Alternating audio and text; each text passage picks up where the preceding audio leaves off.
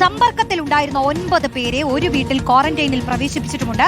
AK Abhilash ചേരുന്നു. അപ്പൊ അഭിലാഷ്, ഈ സമ്പർക്കത്തിലുള്ളവരെ എന്ത് ചെയ്യണം എന്നുള്ളതിലൊക്കെ ഒരു തീരുമാനമായിരിക്കുന്നു. അവരെ ക്വാറന്റൈനിൽ വിടുകയാണ്. അതിൽ 9 പേരെ ഒരു വീട്ടിൽ തന്നെ ക്വാറന്റൈനിൽ പ്രവേശിപ്പിക്കുന്നു, അല്ലെ? അപ്പൊ മറ്റ് സമ്പർക്കമുള്ളവരുണ്ടാവുമല്ലോ, അവരോട് ഒരു സെൽഫ് ക്വാറന്റൈനിൽ പോകാൻ കൂടിയാണോ പറഞ്ഞിരിക്കുന്നത് നിലവിൽ? രോഷ്നി, വിപുലമായ പ്രവർത്തനങ്ങൾ, പ്രതിരോധ പ്രവർത്തനങ്ങളാണ് ഇപ്പോൾ RRT സംഘത്തിന്റെയും ആരോഗ്യവകുപ്പിന്റെയും നേതൃത്വത്തിൽ നടക്കുന്നത്. അതിന്റെ സൂചനകൾ തന്നെയാണ് ഈ ഘട്ടത്തിൽ നമുക്ക് വരുന്നത്. ഇപ്പോൾ രാമനാട്ടുകരയിൽ RRT സംഘത്തിന്റെയും അതോടൊപ്പം തന്നെ പഞ്ചായത്തിന്റെയും ആരോഗ്യ വിഭാഗത്തിന്റെയും ഒരു യോഗം ചേർന്നുകൊണ്ടിരിക്കുകയാണ്. ആ യോഗത്തിലെ തീരുമാനങ്ങളാണ് ഇപ്പോൾ രോഷ്നിക്ക് മുമ്പിലുള്ളത്. ഇതിൽ പ്രധാനമായും 5ാം ഡിവിഷനുമായി ബന്ധപ്പെട്ട് അവിടെയുള്ള 50 വീടുകളെ കേന്ദ്രീകരിച്ചുകൊണ്ട് ഓരോ ക്ലസ്റ്ററുകൾ രൂപീകരിക്കാനാണ് ഇപ്പോൾ തീരുമാനമെടുത്തിരിക്കുന്നത്. അതോടൊപ്പം തന്നെ ആ ക്ലസ്റ്ററുകളുടെ ചുമതല ഓരോ RRT സംഘത്തിന് നൽകും.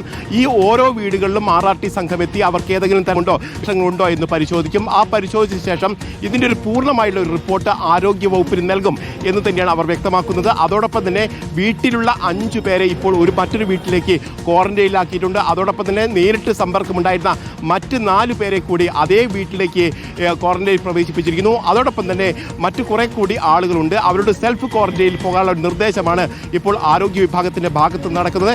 ഏതായാലും വിപുലമായ ഒരു സന്നാഹം തന്നെ ഇപ്പോൾ നടക്കുന്നു.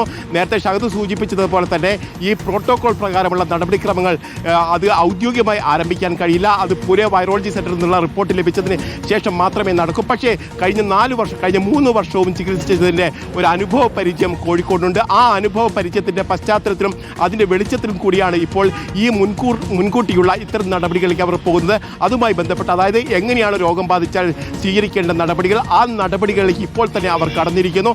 ഇനി മറ്റൊരാളിലേക്ക് ഈ രോഗബാധ ഉണ്ടാവാതെ സൂക്ഷിക്കാനുള്ള ശ്രമങ്ങൾ തന്നെയാണ് അവർ നടത്തുന്നത്. നേരത്തെ ആശ്വാസകരമായ ഒരു കാര്യം എന്നുള്ളത് വലിയ തരത്തിലെ രോഗലക്ഷണങ്ങൾ ഇദ്ദേഹത്തിന് ഉണ്ടായിരുന്നില്ല. അതുകൊണ്ട് തന്നെ കൂടുതൽ ആളുകളിലേക്ക് അല്ലെങ്കിൽ സമ്പർക്കത്തിലുണ്ടായിരുന്ന ആളുകളിലേക്ക് രോഗം പടരാനുള്ള സാധ്യത കുറവാണ് എന്നുള്ളൊരു അനുമാനം തന്നെയാണുള്ളത്. പക്ഷേ അപ്പോൾ പോലും ഇത് ഗൗരവത്തിൽ തന്നെ എടുത്തുകൊണ്ട് എല്ലാവിധ പ്രതിരോധ സംവിധാനങ്ങളും ഉൾപ്പെടുത്തിക്കൊണ്ട് തന്നെയാണ് ഇപ്പോൾ ആരോഗ്യ വിഭാഗം പോകുന്നത്.